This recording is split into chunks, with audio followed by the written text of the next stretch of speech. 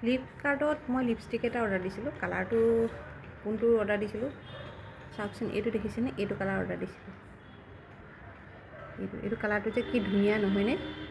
আৰু দিছিলোঁ মই কিহৰ জানেনে? এইটো আছিল, এইটো মাৰ্চ বুলি আছিল, মাৰ্চৰ 0.7। আৰু ফ্লিপকাৰ্টে মোলৈ কি পঠালে জানে নাই? চুইচ বিউটি এইটো লিপষ্টিক পঠাই দিলে। আৰু কালাৰটো চাবনে? এইটো মই যে লগাই আছোঁ, আৰু নিজকে দেখিবলৈ যে কেনেকুৱা লাগিছে। মই যে কালাৰ নলগাওঁ, সঁচাকৈ ইমান বেয়া লাগিছে। আৰু কিয়নো এনেকুৱা কৰে জানো, তেওঁলোকে ভালকৈ চাই ল'ব লাগে ন।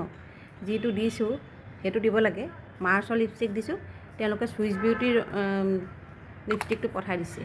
মোৰ মানুহজনক কলত কৈছে, আৰু দিয়া অনলাইনত দোকানত আছে, দোকানৰ পৰা কিনি আনিবগৈ নোৱাৰা, তোমালোকৰ বোলে এনেকুৱা হ'বই। মানুহজনে বিৰাট ভাল পাইছে এনেকুৱা হ'লে।